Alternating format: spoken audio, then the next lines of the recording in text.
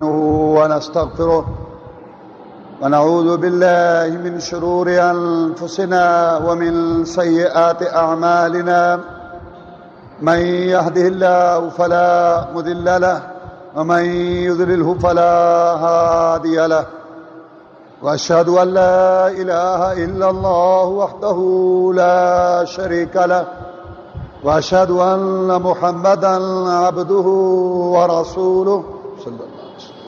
أما بعد فإن خير الحديث كتاب الله وخير الهدي هدي محمد صلى الله عليه وسلم وشر الأمور محدثاتها وكل محدثة بدعة وكل بدعة ضلالة وكل ضلالة في النار. فأعوذ بالله من الشيطان الرجيم. حافظوا على الصلوات والصلاة الوسطى وقوموا لله قانتين فإن خفتم فرجالا أو ركبانا فإذا أمنتم فاذكروا الله كما علمكم ما لم تكونوا تعلمون. عن مالك بن الحويرث رضي الله تعالى عنه قال قال رسول الله صلى الله عليه وسلم صلوا كما رأيتموني أصلي. اللہ مالک الملک احکم الحاکمین نے ارشاد فرمایا، حفاظت کرو نمازوں کی، خاص طور پر درمیانی نماز یعنی عصر کی نماز، اور اللہ کے لیے کھڑے ہو جاؤ عاجزی کرنے والے. بس اگر تم خوف میں مبتلا ہو تو پیدل یا سواری کی حالت میں نماز ادا کرو. بس جب تم امن میں ہو جاؤ تو پھر اللہ کو یاد کرو یعنی نماز پڑھو جیسے اس نے تمہیں سکھائی. حضرت مالک بن حویرث رضی اللہ تعالیٰ عنہ بیان کرتے ہیں کہ جناب محمد الرسول اللہ صلی اللہ علیہ وسلم نے ارشاد فرمایا، نماز ایسے پڑھو جیسے مجھے پڑھتے ہوئے دیکھتے ہو.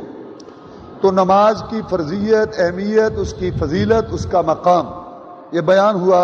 نماز کے اوقات بھی بیان ہوئے اور نماز شروع کرنے سے پہلے طہارت اور اس کا طریقہ وہ بھی بیان ہوا.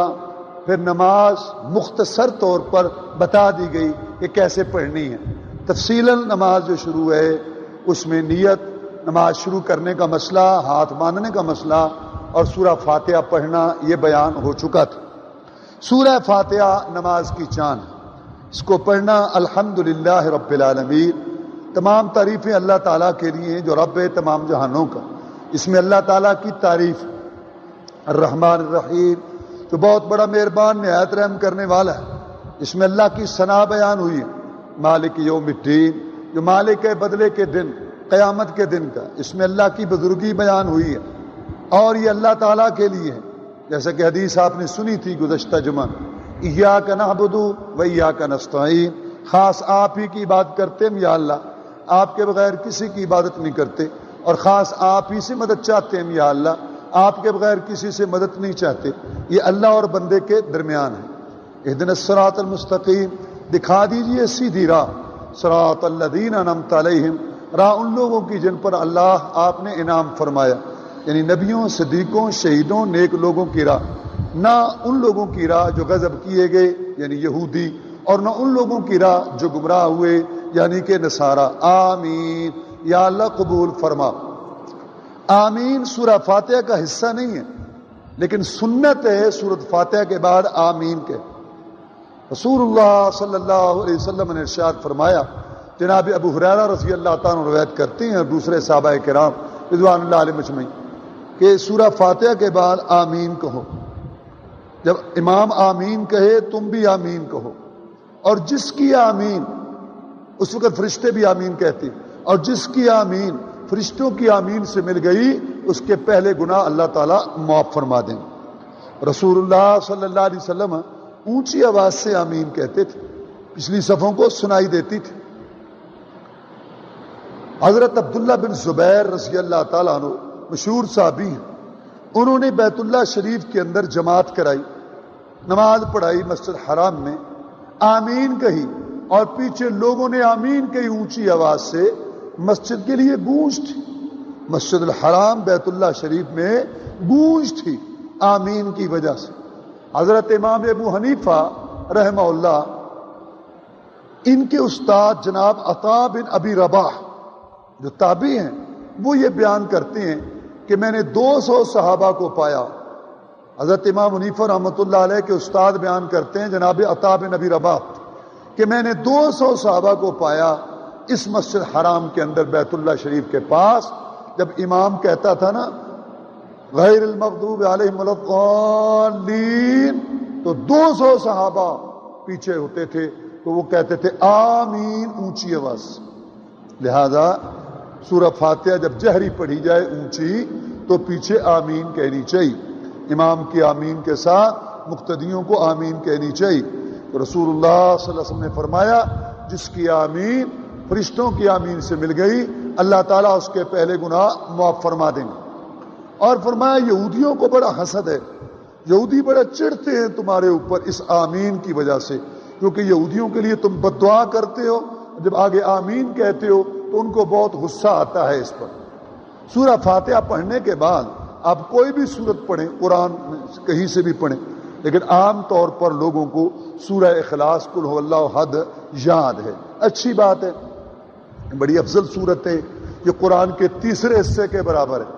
ایک دفعہ رسول اللہ صلی اللہ علیہ وسلم نے اپنے ساتھیوں کو فرمایا کہ آج میں تمہیں قرآن کا تیسرا حصہ سناؤں گا. صحابہ کرام رضوان اللہ علیہ مجمعین انتظار کرنے لگے کہ آج رسول اللہ صلی اللہ علیہ وسلم قرآن کا تیسرا حصہ سنائیں گے، یعنی 10 پارے کے قریب. اور کون سنائیں گے؟ جن پر قرآن نازل ہوا، جن پر قرآن نازل ہوا. بڑا شوق تھا، بڑی انتظار تھی. آپ تشریف لائے اور یہ چھوٹی سی سورت تلاوت کی. بسم اللہ الرحمن الرحیم قل هو اللہ احد اللہ الصمد لم یلد ولم یولد ولم یکن له کفوا احد. اور گھر تشریف لے جانے لگے. صحابہ کرام رضوان اللہ علیہ مجمعین ایک دوسرے کی طرف دیکھنے لگے کہ آپ وعدہ کر کے بھول گئے ہیں. آپ نے وعدہ کیا تھا میں قرآن کا تیسرا حصہ سناؤں گا، یعنی 10 پارے کے قریب چھوٹی سی سورت سنا کے گھر جا رہے ہیں، بھول گئے ہیں. تو عرض کی گئی جناب کہ آپ نے تو ہمارے ساتھ وعدہ کیا تھا کہ قرآن کا تیسرا حصہ سناؤں گا.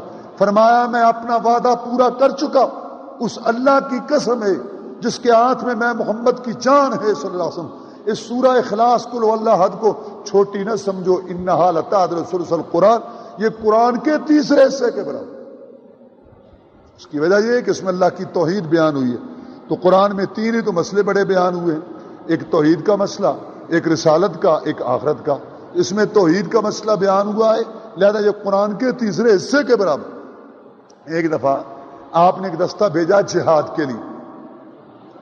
جو امام صاحب تھے نا ان کے امیر صاحب، صحابہ کرام رضوان اللہ علیہ مجمعین میں سے ان کا ایک ساتھی جو آپ نے امیر صاحب مقرر کیا تھا، امام صاحب، وہ جب نماز پڑھاتے تھے جو تلاوت کرتے آخر میں قل هو اللہ احد ضرور پڑھتے. سورہ فاتحہ پڑھتے، پھر قرآن میں سے کہیں سے پڑھتے، اور آخر میں قل هو اللہ احد ضرور پڑھتے. ساتھی کہنے لگے یہ جو آپ ہر رکعت کے اندر تلاوت کے بعد سورہ اخلاص پڑھتے ہیں قل هو اللہ احد، یہ بات بڑی عجیب سی لگتی ہے، یعنی آپ نہ پڑھا کریں. انہوں نے کہا میں تو پڑھوں گا، اگر آپ کو اچھا لگتا ہے تو میں آپ کو جماعت کراؤں گا، اگر آپ کو اچھا نہیں لگتا آپ اپنے میں سے کسی کو کہہ دیں وہ آگے نماز پڑھائے، میں پیچھے پڑھ لوں گا. ویسے میں یہ سورت نہیں چھوڑوں گا، سورت اخلاص میں پڑھوں گا ہر رکعت کے اندر، اور تلاوت کر بھی لوں پھر بھی میں یہ پڑھوں گا. انہوں نے کہا نہیں نماز کو خیر ہم نہیں چھوڑتے، آپ کے پیچھے نماز تو ہم پڑھتے رہیں. لیکن صحابہ کرام سمجھتے تھے رضوان اللہ علیہ مجمعین کہ دین وہ ہے جو اللہ نے نازل کر دیا اور محمد رسول اللہ صلی اللہ علیہ وسلم نے سمجھا دیا. یہ صحابی ہے، ہمارا امام صاحب ہے، ہمارا امیر صاحب ہے. رسول اللہ صلی اللہ علیہ وسلم نے اس کو امام صاحب مقرر کیا، رسول اللہ صلی اللہ علیہ وسلم نے اس کو امیر صاحب مقرر کیا. اس نے ایک عمل کیا، قرآن پڑھنے والا کیا، نماز کے اندر کیا، لیکن ہمارے لیے دلیل نہیں جب تک اس کی تصدیق محمد رسول اللہ صلی اللہ علیہ وسلم سے نہ کرا. وہ دین کی روح کو سمجھتے تھے، وہ کلمے کا مطلب سمجھتے تھے کہ یہ صحابی ہے، ہمارا امام صاحب ہے، ہمارا امیر صاحب ہے. کس نے امام صاحب مقرر کیا؟ رسول اللہ نے کیا صلی اللہ علیہ وسلم۔ کس نے امیر صاحب مقرر کیا؟ رسول اللہ صلی اللہ علیہ وسلم نے کیا۔ اور وہ کیا کرتا تھا؟ سورۃ اخلاص قل واللہ احد پڑھتا تھا نماز کی ایک ایک رکعت میں، تلاوت کے بعد اور قرات کے بعد۔ لیکن صحابہ کرام رضوان اللہ علیہ مجمعین دین کی روح کو سمجھتے تھے، یہ صحابی ہے، ہمارا امام صاحب ہے، امیر صاحب ہے، رسول اللہ صلی اللہ علیہ وسلم نے اس کو مقرر کیا ہے، اس کا ایک عمل ہے، اس کا ایک فعل ہے، اور فعل بھی کیا؟ قرآن پڑھنا، اور کب؟ نماز کے اندر۔ لیکن اس کی بات ہمارے لیے دلیل نہیں جب تک اس کی تصدیق محمد الرسول اللہ صلی اللہ علیہ وسلم سے نہ کریں۔ جب رسول اللہ صلی اللہ علیہ وسلم کا مقرر کیا ہوا امام، جب رسول اللہ صلی اللہ علیہ وسلم کا مقرر کیا ہوا امام، اس کا عمل، فعل، قول، طریقہ، دلیل نہیں، حجت نہیں، شریعت نہیں، تو جن کو لوگوں نے امام اور مرشد مقرر کر لیے، ان کے فتوے، ان کے قول، ان کی باتیں، ان کے عمل کیسے دین ہوں گے؟ یہ رسول اللہ کا مقرر کیا ہوا امام، رسول اللہ صلی اللہ علیہ وسلم کا مقرر کیا ہوا امیر، اس کا عمل، فعل تو دلیل نہیں، تو لوگوں کے مقرر کیے ہوئے جو لوگوں نے اپنی طرف سے مقرر کر لیے، خود بخود ان کا علم، ان کی خدمات اپنی جگہ، اللہ ان کی قبروں کو نور سے بھرے، اللہ ان کی خدمات کو قبول کرے، لیکن بات دین کی، نماز کی، عبادت کی، شریعت کی، حلال حرام، حق اور باطل کی ہو رہی ہے۔ اس کے اندر دلیل یا اللہ تعالیٰ کا فرمان ہے یا رسول اللہ صلی اللہ علیہ وسلم کا عمل ہے، آپ کی تصدیق۔ آپ سے پوچھا گیا جناب یہ جو آپ نے امیر صاحب مقرر کیے تھے نا، امام صاحب مقرر کیے تھے، یہ ہر رکعت کے اندر تلاوت کرتے تھے، قرات کرتے تھے سورہ فاتحہ کے بعد، آخر میں قل هو اللہ احد ضرور پڑھتے تھے۔ آپ نے فرمایا اس کو بلاؤ۔ یہاں بھی آپ نے ہماری رہنمائی کی، ایک طرف کی بات سن کے کبھی فیصلہ نہ دو، ایک طرف کی بات سن کے کبھی رائے قائم نہ کرو، ایک طرف کی بات سن کے کبھی ایکشن نہ لو، دوسرے کی بات بھی سنو، دوسرے فریق کی بھی سنو، دوسرے کی بات بھی سنو۔ آپ نے کہا اس کو بلاؤ، وہ آ گیا۔ بھئی آپ کے ساتھی یہ کہتے ہیں کہ کیا آپ کی اور قرات تلاوت پر تسلی نہیں ہوتی؟ کہ آپ سورہ فاتحہ کے بعد نماز کے اندر قرات کرتے ہیں، تلاوت کرتے ہیں، آخر میں قل هو اللہ احد پڑھتے ہیں، تو کیا پہلی دوسری قرات پر آپ کی تسلی نہیں ہوتی؟ آخر قل هو اللہ احد آپ کیوں پڑھتے ہیں؟ اس نے کہا جناب اس سورت کے اندر رحمان کی صفت ہے، رحمان کی تعریف ہے، اللہ تعالیٰ کی تعریف توصیف کا بیان ہے، مجھے یہ سورت پیاری لگتی ہے، مجھے یہ سورت اچھی لگتی ہے، میں اس لیے پڑھتا ہوں۔ سید الاولین والآخرین، امام الانبیاء والمرسلین، جناب محمد الرسول اللہ صلی اللہ علیہ وسلم نے اپنے دو پیارے ہونٹوں، میٹھی زبان سے، موتیوں سے قیمتی، پہاڑوں سے ٹھوس ارشاد فرمایا کہ پھر اے میرے صحابی خوش ہو جا، اس سورت کی محبت تمہیں جنت میں لے جائے۔ یہ سورت ہے، ہر مرد، عورت، جوان، بوڑھے، عالم، جاہل، شہری، دیہاتی کو یاد ہے، وہ نماز میں سورہ فاتحہ کے بعد یہ سورت پڑھتے، ٹھیک ہے، اچھی بات ہے، اور سورت بھی یاد ہو تب بھی ٹھیک ہے۔ اس کا معنی سنیں، قل کہہ دیجئے وہ اللہ احد، وہ اللہ ایک ہے، دو نہیں جیسے آگ پوجنے والوں نے کہا، تین نہیں جیسے عیسائیوں نے کہا، 360 نہیں جیسے مکے والوں نے کہا، اور کئی ہزار لاکھ نہیں جیسے کلمہ شریف پڑھنے والوں نے کہا کہ ہر کلومیٹر پر ایک ایک مشکل کشا، اور ایک ایک حاجت روا، اور ایک ایک کرنی بھرنی والا، اور ایک ایک داتا، اور ایک ایک بگڑی بنانے والا، اور نظر و نیاز کے لائق نہیں۔ کل کہہ دیجئے اللہ احد، وہ اللہ ایک ہے، وہ ذات میں بھی ایک ہے، صفتوں میں بھی ایک ہے، عبادت کی ساری قسموں میں بھی ایک ہے، ذات کے لحاظ سے، تعداد کے لحاظ سے بھی ایک ہے، اور صفتوں میں بھی وہ ایک ہے۔ وہ سنتا ہے، ایسے کوئی سنتا نہیں، وہ دیکھتا ہے، ایسے کوئی دیکھتا نہیں، وہ عالم الغیب ہے، کوئی اور عالم الغیب نہیں، وہ عرش پر ہے، کوئی اور عرش پر نہیں۔ اور عبادت کی ساری قسمیں، چاہے وہ عبادت زبان سے تعلق رکھتی ہو، دل سے تعلق رکھتی ہو، بدن آزاد سے تعلق رکھتی ہو، رکوع، سجدہ، خشوع، خضوع، رونا، گڑ گڑانا، تشہد، ہاتھ باندھنا، یہ قیام کرنا،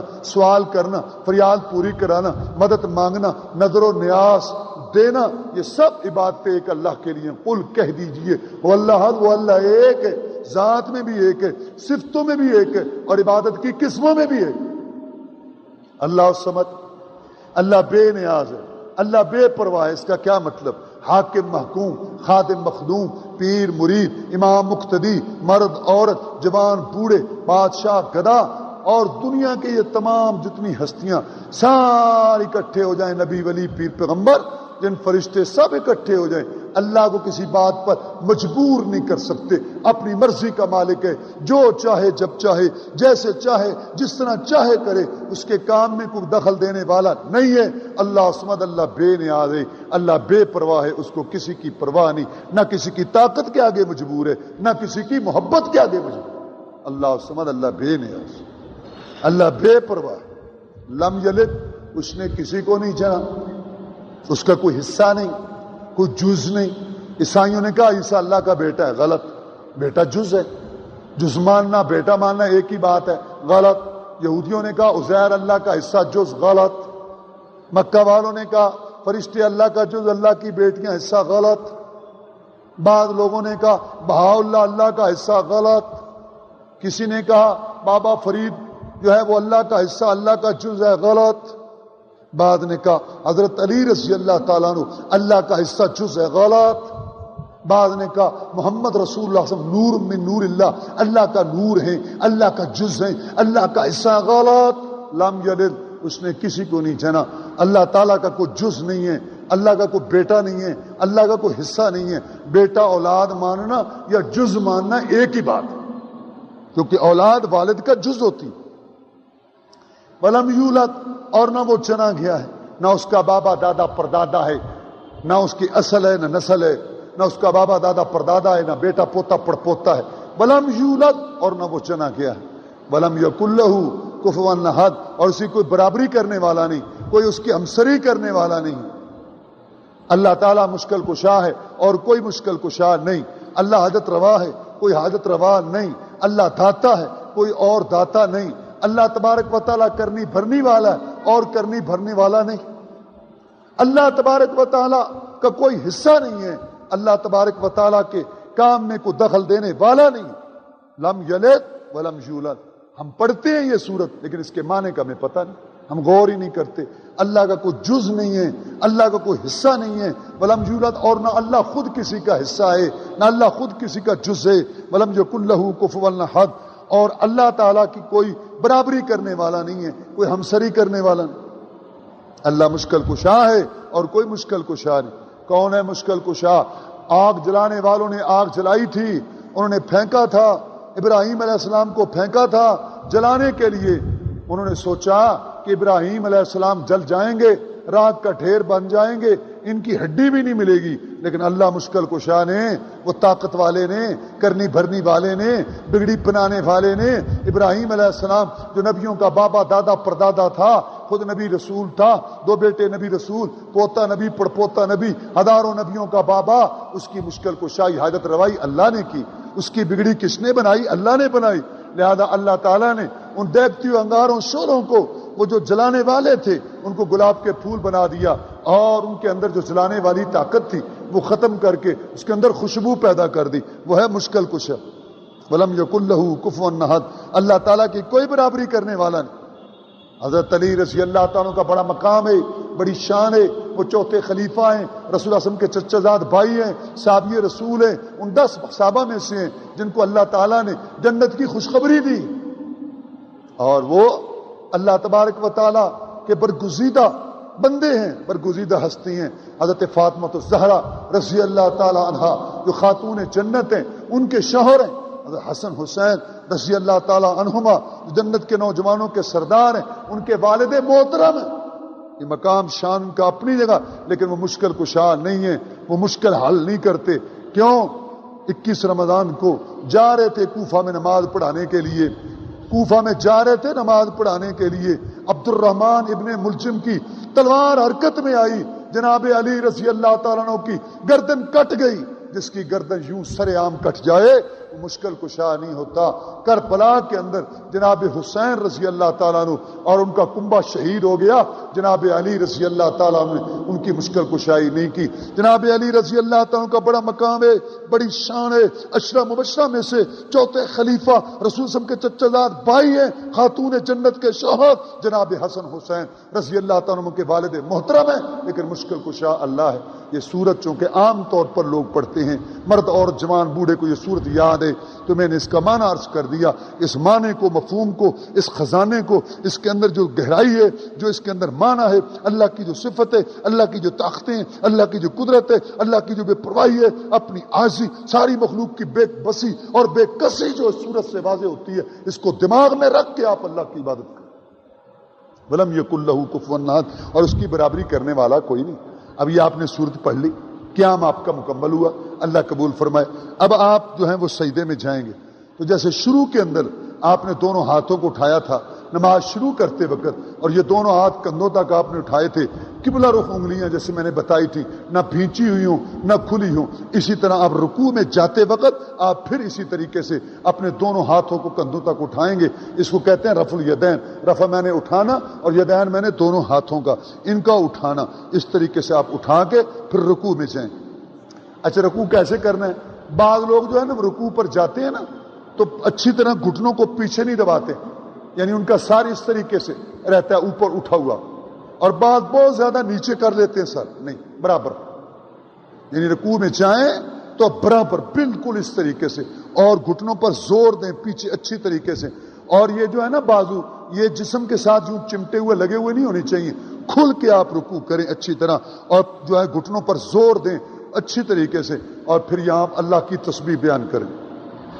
سبحان ربی العظیم، پاک ہے میرا رب بڑا، یہ دعا ہے مشہور. اور ایک اور دعا ہے سبحانک اللہم ربنا و بحمدک اللہم اغفر لی. پاک ہے آپ یا اللہ ہمارے رب، اور آپ کی تعریف ہے اے اللہ مجھے بخش. اب اس میں اللہ کی تسبیح بھی بیان ہو گئی، اور اس کے اندر اللہ تعالیٰ کی حمد بھی بیان ہو گئی، اور اپنے لیے بخشش کی دعا بھی ہو گئی. تو یہ دعا جو ہے نا یہ بھی ثابت ہے، اور یہ افضل ہے کیونکہ اس میں اپنے لیے بخشش بھی مانگی گئی ہے نا. یہ دعا بھی آپ پڑھیں، چاہے سبحان ربی العظیم پڑھ لیں چاہے یہ دعا پڑھ لیں. اس دعا کو یاد کرنے کی کوشش کریں. آپ پڑھیں، اگر آپ امام کے پیچھے ہیں تو پھر تو امام کے پیچھے آپ پڑھتے رہیں گے جتنی دیر امام رکوع میں ہے. نہیں، اگر آپ اکیلے ہیں تو آپ بھی تسبیحات زیادہ پڑھیں. صحابہ کرام رضوان اللہ علیہ مجمعین کہتے ہیں کہ ہم اندازہ لگاتے تھے رسول اعظم کے پیچھے جب ہم ہوتے تھے نا تو 10 مرتبہ تسبیح کا اندازہ لگاتے تھے کہ لگتا ہے کہ 10 مرتبہ آپ کہتے. بہرحال کم از کم آپ 3 دفعہ ضرور کہیں. یہ آپ کہیں اچھی طریقے سے. بعض لوگ جلدی جلدی پڑھتے ہیں سبحان سبحان سبحان، نہیں، سبحان ربی العظیم سبحان ربی العظیم سبحان ربی العظیم، آرام سے پڑھیں، جلدی کیا ہے. اس کے بعد آپ رکوع سے اٹھیں، پھر دونوں ہاتھوں کو اپنے کندھوں تک، جیسے میں نے پہلے بتایا نماز شروع کرتے وقت اور رکوع میں جاتے وقت اس طرح ہاتھوں کو اٹھائیں کندھوں تک، نہ انگلیاں بھینچی ہوئی ہوں نہ کھلی ہوں، اور قبلہ رخ ہوں. پھر اٹھائیں اور ساتھ کہیں سمع اللہ لمن حمدہ. سن لی اللہ تعالیٰ نے اس کی جس نے اس کی تعریف کی. حمدن کثیرن، میں جو حمد بیان کرتا ہوں اللہ کی حمد کثیر بہت زیادہ، طیباً پاکیزہ، مبارکاً فی برکت والی، جس میں برکت. یہ کلمات رسول اللہ صلی اللہ علیہ وسلم کے پیچھے صحابی نے کہے. فرمایا میں نے 30 سے زیادہ فرشتوں کو دیکھا ہے کہ وہ ایک دوسرے سے آگے بڑھ چڑھ کے ان کلمات حمدن کثیرن طیباً مبارکاً فی کا ثواب لکھ رہے ہیں.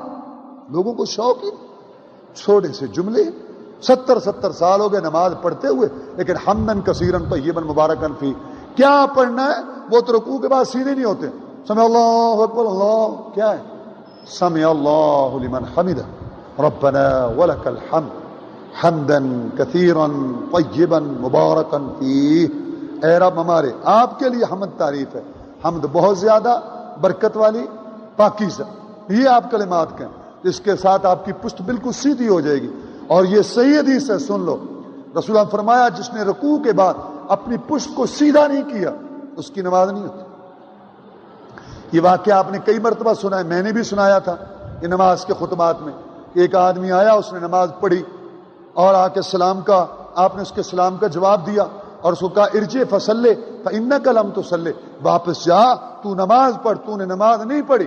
اس نے دوبارہ نماز پڑھی، پھر آ کے سلام کا، آپ نے سلام کا جواب دیا اور پھر اس کو واپس کیا کہ نماز پڑھ. تیسری دفعہ پھر واپس، 3 دفعہ نماز پڑھنے کے بعد اس نے عرض کی جناب آپ مجھے سمجھائیں، سکھائیں نماز. آپ نے اس کو نماز سکھائی. پتہ وہ کیا غلطی کرتا تھا؟ رکوع کے بعد سیدھا کھڑا نہیں ہوتا تھا، سجدہ کر کے صحیح بیٹھتا نہیں تھا، پہلی رکعت پڑھ کے 2 سجدے کر کے بیٹھ کے نہیں اٹھتا تھا، جس کو کہتے ہیں نماز کی چوری۔ آپ نے فرمایا بدترین چور وہ ہے جو نماز کا چور ہے۔ نماز کا چور وہ نہیں جس نے صبح کی نماز پڑھی اور زور چھوڑ دی، عصر کی پڑھی اور مغرب گول کر گیا، نہیں۔ نماز کا چور وہ ہے جو 5 ٹائم نماز پڑھے، رکوع پورا نہیں کرتا، سجدہ پورا نہیں کرتا، رکوع کے بعد سیدھا کھڑا نہیں ہوتا، سجدے کے بعد بیٹھ کے دوسرا سجدہ نہیں کرتا، اور پہلی رکعت اور تیسری رکعت میں 2 سجدے کر کے بیٹھ کے نہیں اٹھتا، جس کو جلسہ استراحت کہتے ہیں۔ یہ نماز کا چور ہے، اور بدترین چور وہ ہے جو نماز کی چوری کرتا۔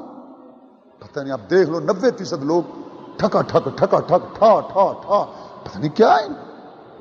رکوع ابھی ایسے سیدھی کی نہیں تو ایسے کھڑے، اچھا ادھر سے برابر نہیں ہوئی، ادھر سے کھڑے ہوا سب چال، پہلے سجدے کی گرمائش باقی اوپر دوسرا، یہ کوئی طریقہ نہیں ہے۔ تو رسول اللہ صلی اللہ علیہ وسلم نے فرمایا جس نے پشت سیدھی نہیں کی، رکوع کے بعد سیدھا ایسے کھڑا نہیں ہوا، اس کی نماز نہیں ہوتی۔ تو یہ دعا پڑھیں گے، پشت بھی سیدھی ہو جائے گی، نیکیاں بھی لکھی جائیں گی، ثواب بھی ملے۔ سمع اللہ لمن حمدہ ربنا ولک الحمد حمدا کثیرا طیبا مبارکا فیہ، یہ بعد میں پڑھی۔ اچھا، آپ نے نماز میں دیکھا نا کہ جاتے ہوئے اور اٹھتے ہوئے اللہ اکبر اللہ اکبر اللہ اکبر اللہ اکبر اللہ، زیادہ یہی ہے۔ اس کا معنی کیا ہے؟ اللہ بہت بڑے ہیں، اللہ سب سے بڑے ہیں، اللہ بہت بڑے ہیں۔ لیکن جو بڑے ہوتے ہیں نا وہ سنتے نہیں ہیں، بڑے نہیں سنتے۔ یہ دیکھ لو لائنیں لگی ہیں، یہ دنیا میں عارضی بڑے ہیں، نہیں سنتے۔ اللہ نے درمیان میں تسلی دے دی نمازی کو، اپنے بندے کو، نوکر اور غلام کو۔ رسول اللہ صلی اللہ علیہ وسلم نے فرمایا یہ تسلی ہے اللہ کی طرف سے، کیا؟ سمع اللہ لمن حمدہ، سن لی اللہ نے اس کی جس نے اس کی تعریف کی، ہے سب سے بڑا لیکن سنتا نہیں ہے۔ یہ درمیان میں حوصلہ اور تسلی ہمارے لیے کہ سمع اللہ بہت بڑا ہے، بہت بڑا ہے، بہت بڑا ہے، بہت بڑا ہے، بہت بڑا ہے۔ یہ تو بار بار پکوایا گیا نا، کیوں؟ انسان ہے نا، بھول گیا، نماز میں آ کے کہا اللہ بڑا ہے، پھر بھول گیا۔ نہیں، اللہ اکبر، اللہ بہت بڑے ہیں، بادشاہ بڑا نہیں، حکومت بڑی نہیں، برادری بڑی نہیں، قبیلہ بڑا نہیں، دکان بڑی نہیں، کاروبار بڑا نہیں، بیوی بچے اور دوست احباب بابا دادا یہ بڑے نہیں ہیں۔ دماغ میں یہ بات نقش کر، 5 ٹائم نقش کروائی گئی، ایک ایک رکعت میں اللہ اکبر اللہ اکبر اللہ اکبر اللہ اکبر اللہ اکبر اللہ اکبر، اللہ بہت بڑا ہے، تاکہ عملی زندگی کے اندر، گھریلو زندگی کے اندر، بازار کی زندگی کے اندر، دفتر کی زندگی کے اندر، معاملات کے اندر، دوسرے لین دین تمام میں ذہن میں یہ بات نقش رہے کہ سب سے بڑا اللہ ہے، تاکہ اس کا حکم ذہن میں رہے، اس کا ڈر، اس کی پیشی جو ہے۔ اور پھر نماز کا ٹائم ہو گیا، ذرا پھر جا کے نا تجدید کر کے آ، یہ بات اقرار کر کے آ، وضو کر کے اللہ کے آگے سجدے میں پڑھ کے خشوع خضوع کر کے رو کے گڑ گڑا کے اللہ کے سامنے گریہ زاری کر کے یہ اقرار کر کے آ کہ اللہ بہت بڑا ہے۔ شاید دنیا کے اندر تو کسی چیز سے متاثر ہو گیا ہو، کسی کی وڈیر پن سے متاثر ہو گیا ہو، کسی سے مروب ہو گیا ہو، کسی کو تو نے کرنی پرنی والا مشکل کشاف سمجھ لیا ہو، اور کسی کو تو نے اپنے لیے بہت بڑا رازق سمجھ لیا ہو۔ نہیں، نماز میں جا کے پھر اقرار کر کے آ کہ اللہ اکبر اللہ اکبر اللہ بہت بڑا، یہ نماز میں اقرار کرایا جاتا ہے۔ لیکن بڑے جو ہوتے ہیں نا وہ سنتے نہیں ہیں، نخرے کرتے ہیں، لیکن اللہ سب سے بڑا ہو کر اللہ پر سنتے ہیں۔ سمع اللہ لمن حمدہ، سن لی اللہ تعالیٰ نے اس کی جس نے اس کی تعریف کی۔ یہ تعریفیں کرنے کے بعد اب آپ رکوع میں جائیں، کیسے؟ پہلے آپ ہاتھ لے کے جائیں گے، آپ جو ہے نا سجدے میں جب جائیں گے تو پہلے ہاتھ زمین پر لگائیں گے، اس کے بعد آپ گھٹنے لگائیں گے، یہ شرعی طریقہ اور افضل طریقہ ہے، اور 7 اعضاء پر آپ سجدہ کریں گے، پیشانی اور ناک، اس کو ایک سمجھو، 2 ہاتھ، 2 گھٹنے، 2 پاؤں کھل کے سجدہ کریں گے، اور یہ ہتھیلیاں جو ہے نا آپ کی، یہ کندھوں کے قریب اس طرح رخساروں کے پاس اس طریقے سے ہوں گے، یعنی کندھوں کے قریب اس طریقے سے، نہ آگے ہوں گی نہ کندھوں سے نیچے ہوں گے، اور یہ جو ہے نا آپ کے بازو یہ جسم سے ایسے لگے ہوئے نہیں ہوں گے، یہ بالکل بازو جو ہیں بالکل اس طریقے سے کھلے ہوں گے، اور یہ پیٹ رانوں پر رکھنے کی بجائے بالکل اٹھے ہوئے آپ اکڑے اور کھل کے آپ سجدہ کریں گے، تاکہ زمین اور آپ کے پیٹ کے درمیان فاصلہ ہو، اور کھل کے سجدہ، یہ بازو بھی کھلے ہوئے اور پیچھے جو ٹانگیں بھی پوری کھلی ہوئی، اور پاؤں کی انگلیاں بھی قبلہ رخ مڑی ہوئی ہوں، اور پیچھے سے ایڑیوں کو بھی آپ ملا کے رکھیں. اگر کسی وقت نہ مل سکیں تب بھی کوئی عرض نہیں، لیکن یہ انگلیاں جو ہیں نا، انگلیاں یہ ضرور آپ کی مڑی ہوئی ہونی چاہیے. کوشش کریں کہ پیچھے سے ایڑیاں بھی آپ کی ملی، یہ اس طریقے سے آپ کھل کے سجدہ کریں اللہ کے سامنے. رسول اللہ صلی اللہ علیہ وسلم نے فرمایا امرت ان اسجد علی سبعۃ اعظم، مجھے حکم ہے کہ میں 7 ہڈیوں پر سجدہ کروں، ناک اور پیشانی، 2 ہاتھ، 2 گھٹنے، 2 پاؤں.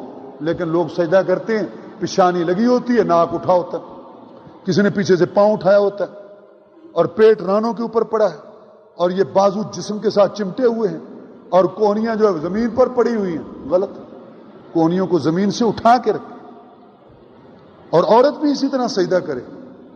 یہ جو مشہور ہے نا لوگوں میں بات کہ مرد کی نماز اور ہے عورت کی نہیں، یہ قرآن حدیث میں کوئی اس کی تقسیم نہیں، تفریق نہیں. یہ تو ہے کہ مرد کی نماز مسجد میں ہے، عورت کی گھر میں برآمدے سے کمرے میں، کمرے سے اندر، پردہ ہو گیا. اس کے سر کا بال بھی ننگا ہونا نہیں چاہیے، اس کے پاؤں کے اوپر بھی کپڑا ہونا چاہیے، پردہ تو ہو گیا. اب یہاں کہنا کہ نہیں جی وہ سینے پر ہاتھ باندھے اس کا پردہ ہے اور سجدہ وہ سمٹ کے چمٹ کے کرے مینڈکی کی طرح، یہ کوئی مسئلہ. یہ صرف لوگوں نے، مولوی صاحبان نے اپنے دماغ اپنی طرف سے بات لکھی ہے کہ چمٹ کے کرنے سے پردہ ہے. پردہ تو پہلے ہو گیا کہ برآمدے سے گھر کے کمرے میں افضل ہے، کمرے سے سٹور میں افضل ہے، اور بال ایک بھی ننگا نہ ہو. لہذا مرد عورت کے نماز پڑھنے کے طریقے میں کوئی فرق نہیں قرآن اور حدیث میں. یہ صرف لوگوں کی اپنی سوچ اور فکر ہے کہ ذرا سمٹ کے کرے، چمٹ کے کرے، کھل کے نہ کرے مردوں کی طرح. نہیں، سجدے کی ایک ہی صورت ہے، مرد ہو یا عورت. اور پھر سجدہ کریں تو آپ پھر وہی تسبیح جو میں نے بتائی پڑھے، سبحان ربی الاعلی، پاک ہے میرا رب اعلیٰ بلند. میری پیشانی زمین پر پڑی، عاجزی کی نا. جب قرآن مجید کی یہ آیت آئی نا سورہ نصر میں، اذا جاء نصر اللہ والفتح، جب اللہ کی مدد آئے گی اور مکہ فتح ہوگا، اذا جاء نصر اللہ والفتح ورأیت الناس يدخلون فی دین اللہ افواجا، اے محمد آپ دیکھیں گے اس قسم لوگوں کو کہ دین کے اندر جماعتوں کی جماعتیں داخل ہو رہی، تو آپ کیا کریں اس وقت؟ فسبح بحمد ربک، آپ تسبیح بیان کریں اپنے رب کی حمد تعریف کے ساتھ، واستغفروا، اور اس سے بخشش مانگیے، انہ کان توابا، بے شک وہ توبہ قبول کرنے والا ہے. جیسا کہ حضرت عبداللہ بن عباس رضی اللہ تعالیٰ نے بیان کیا ہے اور عمر فاروق رضی اللہ تعالیٰ نے اس کی تصدیق کی ہے. اس میں اللہ تعالیٰ نے اپنے نبی کو ان کی موت کی خبر دی. مکہ فتح ہو گیا، آپ کا مشن مکمل ہو گیا، جزیرے کے اندر اسلام پھیل گیا. اب آپ تیاری کریں، فسبح بحمد ربک، تسبیح بیان کریں اپنے رب کی حمد تعریف کے ساتھ، واستغفر، اور اس سے بخشش مانگیے، انہ کان توابا. تو جب یہ آیت آ گئی نا تو رسول صلی اللہ علیہ وسلم رکوع اور سجدے میں یہ دعا پڑھتے تھے، سبحانک اللہم ربنا وبحمدک اللہم اغفر لی، پاک ہے آپ یا اللہ ہے ہمارے رب، آپ کی تعریف ہے اے اللہ مجھے بخش دے. اللہ تعالیٰ نے فرمایا تسبیح بیان کرو اللہ کی حمد کے ساتھ. اب اس دعا میں تسبیح بھی ہے، حمد بھی ہے، رب کا ذکر بھی ہے، اور بخشش مانگو، بخشش بھی اللہ مغفر لی، اے اللہ مجھے بخش دے. تو یہ دعا افضل ہے، یہ یاد کر لو. دیکھو جب ہم اللہ کی سب تسبیح بیان کریں گے، سبحان ربی العظیم رکوع میں ٹھیک ہے، سبحان ربی الاعلیٰ سجدے میں ٹھیک ہے، تو یہ اللہ کے لیے تسبیح انشاءاللہ ہمیں اجر ملے گا. لیکن اگر ہم یہ دعا پڑھیں گے اس میں ہمارے لیے لالچ کی بات ہے، آخرت کا لالچ ہونا چاہیے نا. اللہ مغفر لی، اے اللہ مجھے بخش دے. جب 5 ٹائم ایک رکعت میں، ایک رکوع 2 سجدوں میں یہ ہم دعا پڑھیں گے تو کبھی تو اللہ تعالیٰ مہربانی کر کے بخش ہی دے گا نا. اس لیے یہ دعا پڑھا، سبحانک اللہم ربنا وبحمدک اللہم اغفر لی. ویسے وہ بھی جائز ہے جیسے میں نے آپ کو بتایا. سجدہ کرنے کے بعد بیٹھیں. کیسے بیٹھنا ہے؟ بایاں پاؤں بچھا کے اس کے اوپر بیٹھنا ہے اور دایاں پاؤں کھڑا کرنا ہے اور اس کی انگلیاں مڑی ہوئی ہوں قبلہ رخ. اطمینان سے بیٹھیں، آپ دعا پڑھیں. ایک چھوٹی سی دعا ہے 2 سجدوں کے درمیان، رب اغفر لی رب اغفر لی. بس دعا تو ایک ہی ہے، 2 دفعہ کہنا ہے اس کو، اے میرے رب مجھے بخش دے، اے میرے رب مجھے بخش دے. ایک اور دعا ہے اور وہ آپ یاد کر لیں تو اور بہت اچھی بات ہے، اللہم اغفر لی وارحمنی وعافنی واجبرنی. اے اللہ مجھے معاف کر دے، مجھ پر رحم کر، مجھے عافیت دے دے، مجھے یا اللہ عافیت دے دے. واجبرنی، اور میرا نقصان پورا کر، یا اللہ آپ میرا نقصان پورا کر دیں. مجھے عافیت دے دیں، ورزقنی اور مجھے رزق دیں، ورفانی اور میرا مرتبہ میرا مقام بلند کر دیں۔ لیکن یہاں تو تصور ہی کوئی نہیں، سجدہ ابھی ہاتھ وہیں، یعنی سجدہ کیا نا ہاتھ وہیں کہ ہاتھوں کو کیا لانا ہے وہیں رکھو، اوپر سے دوسرا سجدہ، ماتھا لگا ہے ناک لگا ہوا نہیں، پاؤں اٹھے ہوئے ہیں، سب ہو رہی ہے، غلط ہے۔ اچھی طریقے سے کھل کے سجدہ کریں، کم از کم 3 مرتبہ تسبیحات پڑھیں، اور اس طرح جیسے میں نے بتایا اطمینان سے ایسے بیٹھیں اور یہ دعا پڑھیں، چھوٹی پڑھ لیں رب اغفر لی رب اغفر لی، پھر دوسرا سجدہ کریں، اور دوسرا سجدہ بھی وہ اسی طرح جیسے میں نے بتایا، دوسرا سجدہ بھی اسی طرح، تسبیحات بھی اسی طرح، دوسرا سجدہ کر کے بیٹھ کے اٹھیں۔ لوگ وہیں سے سجدے کو وہیں آتے وہیں سے اٹھتے ہیں، غلط ہے۔ پہلی رکعت میں تیسری رکعت میں جب اٹھنا ہے تو دوسرا سجدہ کر کے بیٹھ کے اٹھنا۔ اب ایک بات مجھے سمجھ نہیں آتی کہ لوگ کہتے ہیں جی نہیں بیٹھو نہ بیٹھتے ہیں، لیکن نماز تسبیح کا کیا طریقہ ہے جی؟ ذرا مولوی صاحب ہمیں بتا دو۔ کہتے ہیں جی قیام میں پڑھو سبحان اللہ والحمدللہ لا الہ الا اللہ اکبر، کتنی مرتبہ؟ 15 مرتبہ۔ پھر کہتا رکوع میں پڑھو 10 مرتبہ، پھر کہتا رکوع سے اٹھ کے پھر پڑھو 10 مرتبہ، پھر سجدے میں پڑھو 10 مرتبہ، پھر سجدہ کر کے بیٹھو پھر پڑھو 10 مرتبہ، پھر کہتا اگلا سجدہ کرو تو پھر پڑھو 10 مرتبہ، پھر کہتا ہے سجدے کے بعد پھر بیٹھ کے پھر پڑھو۔ اس کا مطلب ہے نا جلسہ استراحت۔ رسول نے فرمایا ایک رکعت میں 75 مرتبہ یہ تسبیح یہ کلمہ ہوگا، تو یہ 75 مرتبہ تبھی بنتا ہے کہ آپ پہلی رکعت پڑھنے کے بعد بیٹھ کے 10 مرتبہ پڑھ کے اٹھو۔ اب کیوں جلسہ استراحت کرتے ہیں آپ؟ تو اس کا مطلب یہ نماز کی چوری ہے، یہ جلسہ استراحت نہ کرنا، بیٹھ کے اٹھنا ہے آپ، اور پھر اسی طریقے سے پہلے گھٹنے اٹھائیں اور آخر میں ہاتھ، اس طریقے سے آپ اٹھیں۔ افضل طریقہ بھی ہے اور اس میں آسانی بھی۔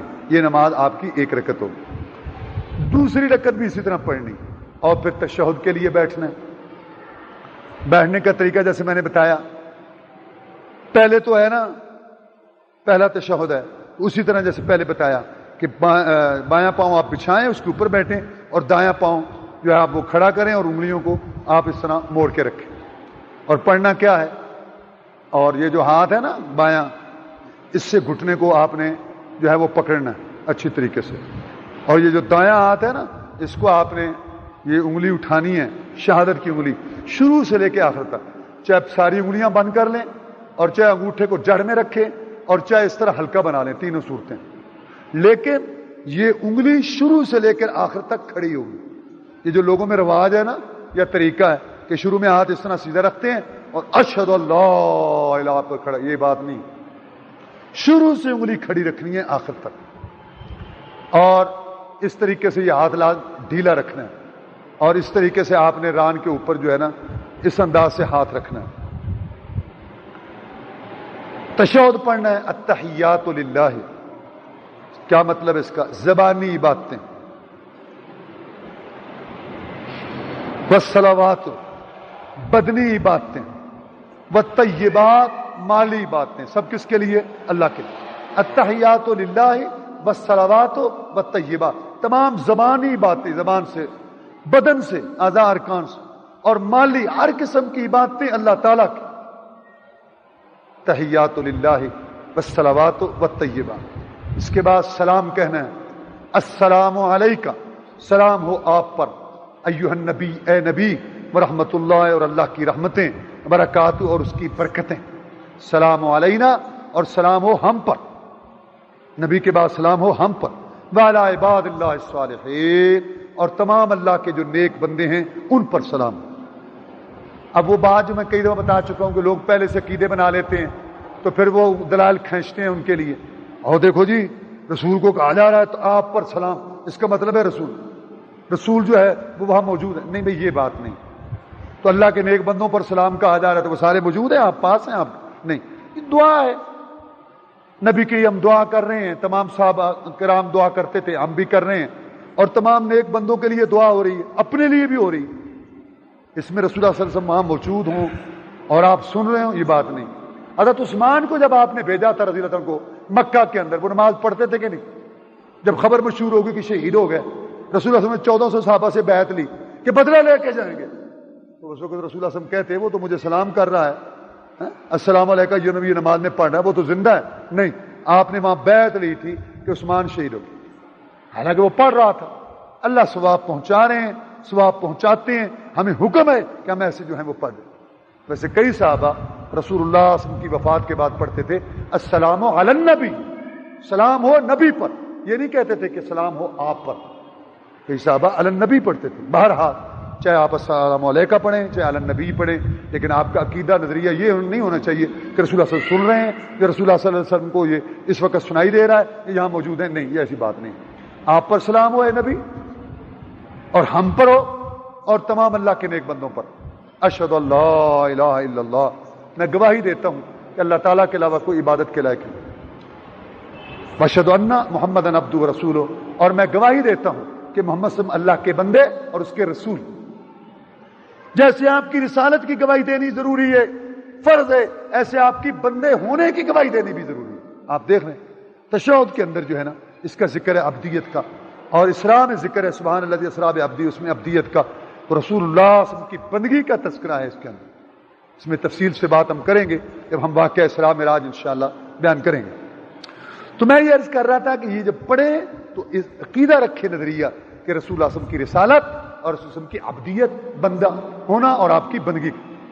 اور آگے آپ پڑھیں اللہم صلی علی، اے اللہ صلی علی محمد، آپ رحمت نازل کریں محمد صلی اللہ علیہ وسلم پر، والا آل محمد، اور محمد کی آل پر سسن، کما صلیت، جیسے کہ آپ نے رحمت نازل کی علی ابراہیم، ابراہیم علیہ السلام پر، والا آل ابراہیم، اور ابراہیم علیہ السلام کی آل پر، انک حمید مجید، بے شک آپ قابل تعریف ہیں بزرگی والے، یعنی آپ کسی کی تعریف کے محتاج نہیں، کوئی تعریف کرے آپ کی آپ پھر بھی قابل تعریف ہیں، کوئی تعریف نہ کرے پھر بھی آپ قابل تعریف ہیں، اور آپ بزرگی والے۔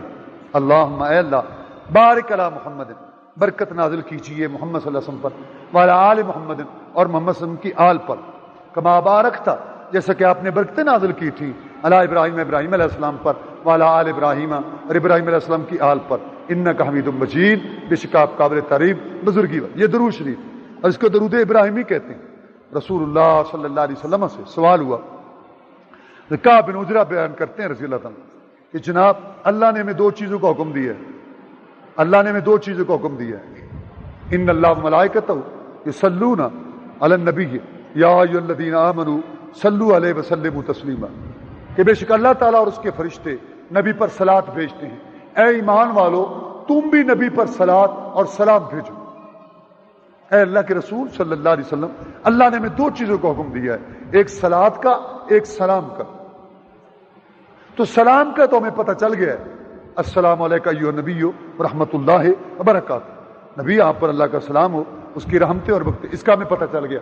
آپ ہمیں صلوات بتائیں، تو رسول اللہ نے فرمایا جو تم نماز میں کہتے ہو اللہم صلی علی محمد وعلی آل محمد، یہ جو درود آپ، یہ درود شریف ایک دفعہ پڑھیں 10 درجے بلند ہوتے ہیں، 10 نیکیاں لکھی جاتی ہیں اور 10 گناہ معاف ہوتے ہیں۔ یعنی کہ رسول اللہ صلی اللہ علیہ وسلم نے طے کر دی بات، سلام بھی طے کر دیا اور صلوات بھی طے کر دی۔ سلام کیا ہے؟ السلام علیکم ایھا النبی ورحمۃ اللہ، اور صلوات کیا ہے؟ اللہم صلی علی محمد وعلی آل محمد آخر۔ یہ حدیث کے اندر طے ہو گئی یہ بات۔ اب یہ کہنا کہ دیکھو جی اللہ تعالیٰ نے حکم دیا ہے صلوات اور سلام کا، تو ہم پڑھتے ہیں الصلاۃ والسلام علیک یا رسول اللہ، اس میں صلوات بھی ہے اور سلام بھی ہے، لہذا یہ نہ ایک تو اپنی طرف سے یہ لفظ اپنی طرف سے نکالے گئے، یہ قرآن اور حدیث میں نہیں۔ جب قرآن میں حکم ہے کہ نبی پر صلوات سلام پڑھو، اور نبی نے طے کر دیا کہ سلام ہے السلام علیکم ایھا النبی، اور صلوات ہے اللہم صلی اللہ، اس کے بعد یہ کہنا کہ صرف ہم صلوات پڑھتے ہیں باقی مسلمان صلوات نہیں پڑھتے، انا للہ و انا الیہ۔ جو شخص مسلمان ہے اور وہ نماز پڑھتا ہے 5 ٹائم، وہ نبی پر سلام بھی پڑھتا ہے اور نبی پر صلوات بھی پڑھتا ہے۔ 5 ٹائم جو شخص نماز پڑھتا ہے وہ 5 ٹائم نبی پر سلام بھی پڑھ رہا ہے اور نبی پر صلوات بھی پڑھ رہا ہے۔ لہذا یہ پروپیگنڈا اور یہ بات پھیلانا غلط ہے کہ جی صلوات سلام صرف ہم پڑھتے ہیں وہ نہیں پڑھتے۔ تم تو ایک اپنی طرف سے الفاظ نکال کے پڑھتے ہو، لیکن جو نبی نے طے کیا صلوات سلام وہ یہ۔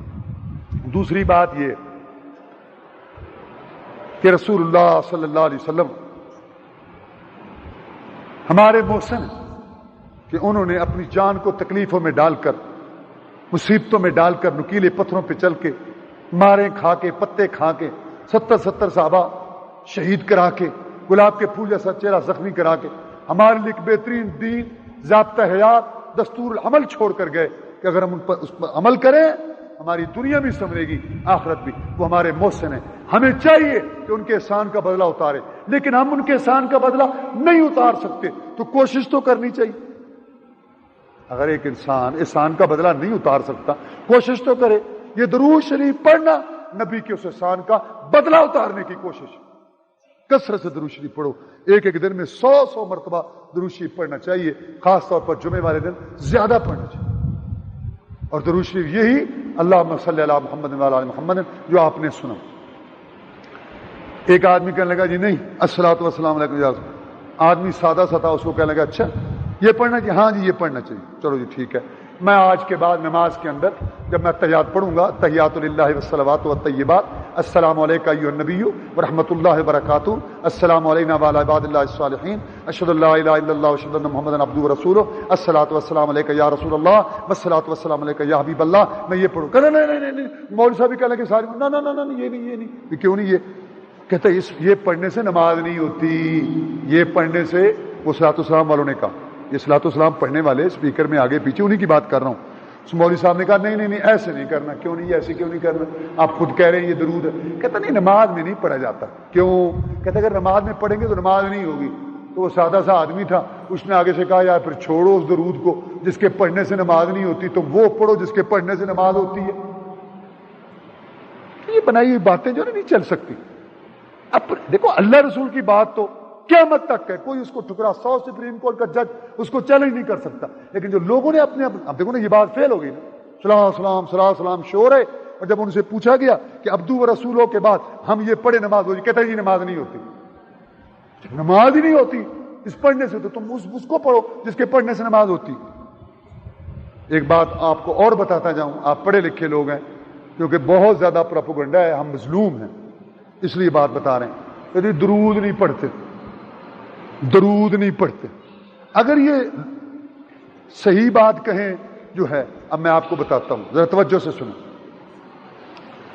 اہل حدیث حضرات، قرآن سب بھائی ہیں کلمہ پڑھنے والے، لیکن ایک بات واضح کر رہا ہوں، نماز کا مسئلہ ہے، قرآن حدیث پر عمل کرنے کا نظریہ رکھتے ہیں، باقی کو کوتاہی کرتا ہے اللہ معاف کرے، یعنی وہ تقلید نہیں کرتے، یعنی وہ رسول کے بعد کسی شخصیت کے ساتھ اپنے آپ کو پابند نہیں کرتے کہ جو اس نے کہا حلال حرام ہم اسی پر چلیں گے، یا جو اس نے دین سمجھا نہیں، وہ کہتے ہیں کہ جو اللہ نے فرمایا اس کے رسول نے فرمایا۔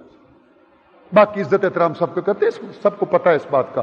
دوسرے جو ہیں وہ مقلد ہیں، اپنی اپنی شخصیات اور اپنے اپنے شہر وہ اس کے پیچھے لگتے ہیں، اور یہ جو ہے نا یہ قرآن اور حدیث والے، ان کا فتویٰ یہ ہے، قرآن حدیث والوں کا، توجہ سے سنو، ان کا فتویٰ یہ ہے کہ درود شریف کے بغیر نماز نہیں ہوتی۔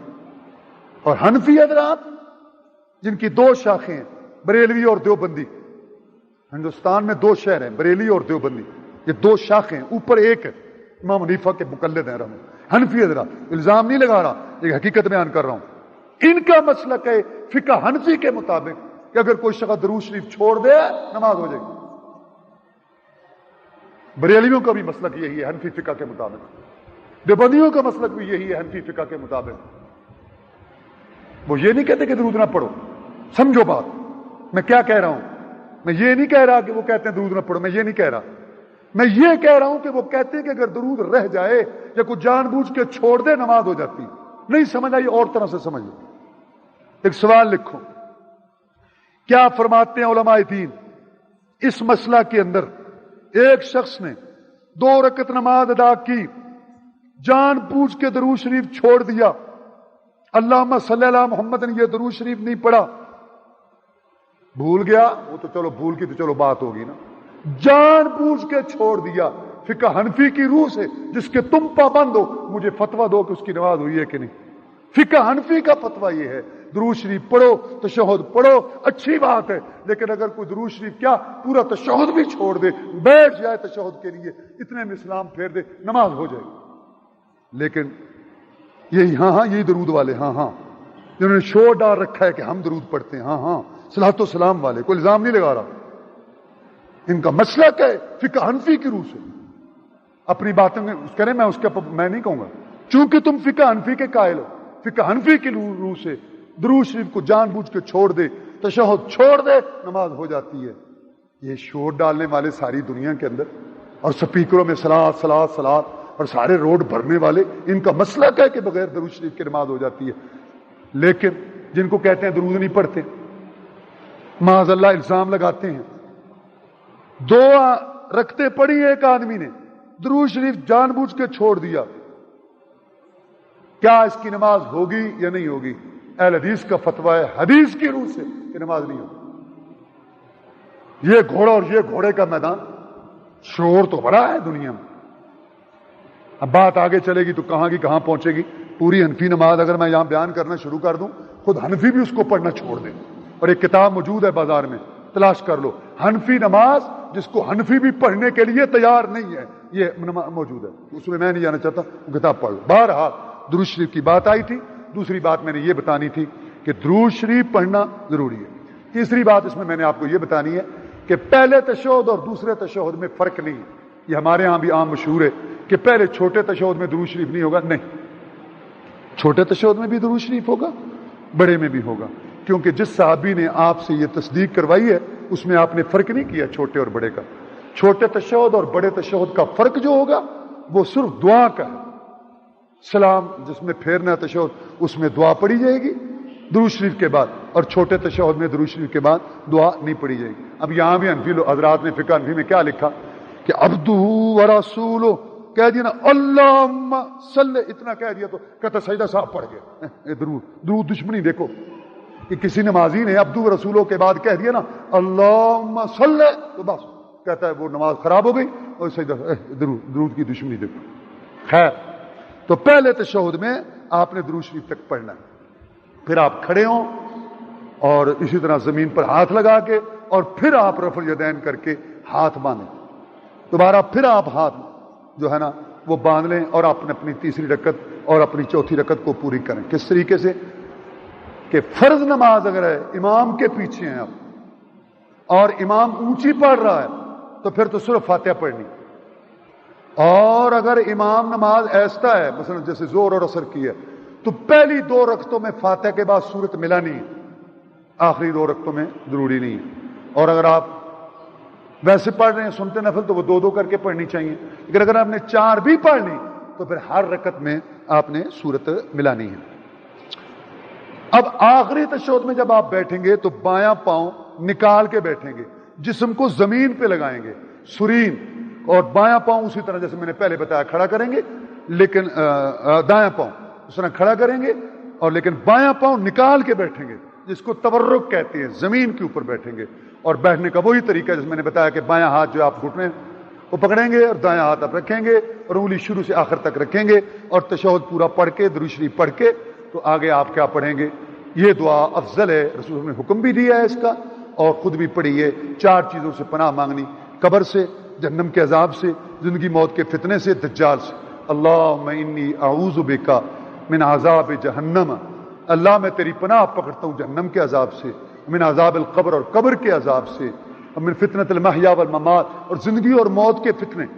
زندگی میں بڑے فتنے، بیرونی اندرونی، برادری کے سیاسی معاشی معاشرتی فتنے، فتنے ہی فتنے، صبح و شام ہر وقت جو ہے نا اللہ معاف فرمائے ایمان کا خطرہ رہتا ہے. رسول ہم فرمایا کہ وقت آئے گا صبح آدمی مومن ہوگا، شام کو کافر ہوگا، شام کو مومن ہوگا، صبح کافر ہوگا. اب یہی عجیب عجیب خیالات بدلتے رہتے ہیں لوگوں کے، اور عجیب جی وہ باتیں ہیں. ومن شر فتنۃ المسیح الدجال، اور مسیح دجال کے فتنے سے. آگے یہ بھی دعا ہے، اللہم انی اعوذ بک من المأثم والمغرم، اللہ میں تیری پناہ مانگتا ہوں گناہ سے، مجھے گناہ سے بچا اور مجھے قرضے اور چٹی سے بچا. سبحان اللہ، مجھے قرضے اور چٹی سے بچا کہ مجھ پر کوئی. یہ آپ دعا پڑھیں، اور بھی دعائیں ہیں اگر آپ پڑھیں، لیکن یہ ضرور پڑھیں. اس کے بعد آپ سلام پھیریں، السلام علیکم ورحمۃ اللہ. ایسے اوپر ایسے دیکھنے کی ضرورت نہیں ہے، بلکہ کندھوں کی طرف اس طرح السلام علیکم ورحمۃ اللہ، السلام علیکم ورحمۃ اللہ، اس طرف سلام پھیریں. ان کی نیت کریں، اور جتنے مسلمان ہیں ادھر پھیریں، جتنے ادھر ہیں ان کی نیت کریں. اور یہ نماز پڑھنے کے بعد صحیح طریقے سے ذہن میں غرور، پارسائی، گھمنڈ نہیں آنا چاہیے، بلکہ آپ فوراً کیا کہیں، اللہ اکبر، اللہ سب سے بڑا. یا اللہ ناراض نہ ہونا، میں تیری بڑائی پوری بیان نہیں کر سکا، استغفر اللہ استغفر اللہ استغفر اللہ، میں اللہ سے معافی مانگتا ہوں، میں اللہ سے معافی مانگتا ہوں، میں اللہ سے معافی مانگتا ہوں۔ کیا مطلب؟ کچھ غلطی ہو گئی ہوگی، کچھ ادھر ادھر خیال چلا گیا ہوگا، کچھ پوری طرح خشوع نہیں ہوگا، یا اللہ مجھے معاف کر دے، یا اللہ مجھے معاف کر دے، یا اللہ۔ یہ ہے نماز، پڑھتے بھی رہو اور ڈرتے بھی رہو۔ پھر نماز کے بعد کی دعائیں ہیں وہ پڑھیں، 33 دفعہ سبحان اللہ، 33 دفعہ الحمدللہ، 33 دفعہ اللہ اکبر پڑھیں، سمندروں کی جھاگ جتنے گناہ معاف ہوتے ہیں۔ آیت الکرسی پڑھے جو آدمی فرضوں کے بعد، اس کے درمیان اور جنت کے درمیان صرف موت ہی موت ہے۔ وآخر دعوانا الحمدللہ من شرور انفسنا ومن سیئات اعمالنا من يهده الله فلا مضل له ومن يضلل فلا هادي له واشهد ان لا اله الا الله وحده لا شريك له واشهد ان محمدا عبده ورسوله صلى الله عليه وسلم. اما بعد فان خير الحديث كتاب الله وخير الهدي هدي محمد صلى الله عليه وسلم وشر الامور محدثاتها وكل محدثة بدعة وكل بدعة ضلالة وكل ضلالة في النار. نماز کے مسائل شروع سے لے کر آخر تک، نماز کی اہمیت، فرضیت، فضیلت، ثواب، نماز کے اوقات، اس کی طہارت، نماز پڑھنے کا طریقہ، شروع سے آخر تک آپ نے اللہ کی توفیق سے سنا۔ کچھ چیزیں ایسی ہیں نماز میں جو میں نے بیان کی ہیں، آپ میں سے بعض لوگوں کو عجیب لگی ہوں گی۔ ان میں نماز میں سینے پر ہاتھ باندھنا، یہ بھی میں نے بیان کر دیا الحمدللہ دلائل کے ساتھ۔ آمین کہنا اونچی آواز سے، یہ بھی اس کے اندر بیان ہو گیا ہے۔ باقی 3 مسئلوں کا انشاءاللہ بعد میں ذکر ہم کریں گے۔ سورہ فاتحہ کی اہمیت اور پڑھنا، اور رفع الیدین کا مسئلہ، اور نماز کے اندر جو ہے وہ سب سیدھی رکھنا اور پاؤں سے پاؤں ملانا، یہ انشاءاللہ آئندہ خطبات میں ان کا بیان ہوگا۔ اور جب یہ ہوں گے مسئلے، اس کے بعد معراج کا تذکرہ ہوگا، تاکہ یہ مسئلہ مکمل ہو جائے کہ یہ نماز معراج کی رات ملی تھی رسول اللہ صلی اللہ علیہ وسلم کو۔ اب نماز پڑھیں حکمران اور عوام تو اللہ راضی ہو، اور نماز کون سی؟ رسول اللہ صلی اللہ علیہ وسلم والی، تو یہ ہماری مشکلات دور ہوں۔ امت مسلمہ پر یہودی خنزیروں اور بندروں کی اولاد چڑھی ہوئی ہے، اور امت مسلمہ ساری ٹک ٹک دیکھ رہی ہے۔ لبنانیوں پر ظلم و ستم کے پہاڑ توڑے جا رہے ہیں، فلسطینیوں کا جو دینہ دو بھر کیا جا رہا ہے، اور کشمیر کے اندر ہندو جو ہے خون کی ہولی کھیل رہا ہے، اور یہ بدماش جو ہیں ان کو کوئی روکنے والا نہیں ہے۔ وجہ کیا ہے کہ مسلمان اپاہج ہو گئے، عقیدے کمزور ہو گئے، نماز کی پابندی نہیں ہے، سود کھاتے ہیں، بدکاریاں، فحاشی اور یعنی ہے، جوا ہے۔ اللہ تعالیٰ ناراض ہے، جس کی وجہ سے پٹ رہے ہیں خنزیروں اور بندروں کی اولاد سے، اور ان ہندوؤں سے جو 1000 سال تک ہمارے بوٹ چاٹتے رہے۔ اب صرف دعا بھی بہت اچھی بات ہے، لیکن اس کے لیے غیرت کریں۔ سب سے پہلا کام جو ہم کر سکتے ہیں، ہم ان یہود و نصارہ جو ہمارے دشمن ہیں، ان کے کلچر ثقافت سے ہم بغاوت کریں۔ ان کے نظام، چاہے وہ معاشی ہو، چاہے وہ سیاسی ہو، چاہے معاشرتی ہو، چاہے اس کا تعلق شکل صورت سے ہو، چاہے لباس سے ہو، ہم ان کا جو ہے ان کا بائیکاٹ کریں، محمدی تہذیب اپنائیں، ثقافت اپنائیں، نماز کی پابندی کریں، قرآن حدیث کتاب و سنت کو گھروں میں داخل کریں، اپنے کاروباروں میں داخل کریں، اپنے جسم و جان کے اندر داخل کریں، اپنے بھی بچوں کے اندر یہ اصلاح کریں۔ واللہ کہ اللہ تعالیٰ کی ناراضگی والی باتوں کو ختم کریں۔ ایسی ذلت رسوائی امت مسلمہ نے کبھی نہیں دیکھی تھی کہ ایک ملک لے گئے، دوسرا ملک ہڑپ کر لیا، اب تیسرے پر چڑھے ہوئے ہیں، اور 55 اسلامی ملک جو ہیں وہ دیکھنے کی۔ اور عجیب بات یہ ہے کہ پوری امت مسلمہ میں 1-2 مسلمان ملکوں کے علاوہ کسی نے مذمت تک نہیں کی، کوئی بول نہیں رہا۔ اتنا ظلم، وحشی درندوں اور بربریت کرنے والوں، یہ بھی سوچ لو کہ اللہ تعالیٰ کی پکڑ بھی بڑی سخت ہے۔ نہ جاؤ اس کے تحمل پر کہ بے ڈھبے گرفت اس کی، ڈر اس کی دیر گیری سے کہ ہے سخت انتقام اس کا، تھے تم سے زیادہ طاقتور مگر چشم فلک نے دیکھا ہے، جب میرے خدا کا غضب آیا ایک آن زمین پہ رہ نہ سکے۔ آپ دعائیں بھی کریں اپنے مسلمان مجاہدین بھائیوں کے لیے، نہتے مظلوم مسلمانوں کے لیے، اور جہاں تعاون کے لیے ان کے لیے فنڈ کھولے گئے ہیں وہاں آپ ان کے لیے تعاون کریں۔ اور یہود و نصارہ اور یہ امریکہ اور یہ ہندو، یہ جو مسلمانوں پہ ظلم و ستم ڈالنے والے ہیں، ان پر لعنتیں اور بد دعائیں کریں، اللہ تعالیٰ سے دعا مانگیں کہ یا اللہ ان کو تہس نحس کر۔ اللہم اعز الاسلام والمسلمین، اللہم انصر الاسلام والمسلمین، اللہم انصر الجہاد والمجاہدین، اللہم انصر المظلومین، اللہم انصر المظلومین، اللہم انصر المظلومین المجاہدین الذین یجاہدون فی سبیلک، اللہم اذل الشرک والمشرکین، اللہم علیک بالیہود والنصارى والہندوس والصلیبیین، مزق جمعہم وفرق جمعہم ودمر دیارہم ودمر دیارہم، اللہ وانزل بهم بأسك الذي لا ترد عن القوم المجرمين، اللهم انا نجعلك في نحورهم ونعوذ بك من شرورهم، سبحان ربك رب العزة عما يصفون وسلام على المرسلين والحمد لله رب۔ دار الاندلس پیش کرتے ہیں اسلامی سی ڈی، اسلامی کیسٹ اور اسلامی کتب، ایم پی ایکس فلٹر پر نئے ترانے اور تقاریر کی ریکارڈنگ، القادسیہ سی ڈی، کیسٹ اور کتب لائبریری، 4 لیک روڈ، چوبرجی چوک، لاہور۔ فون 72305449۔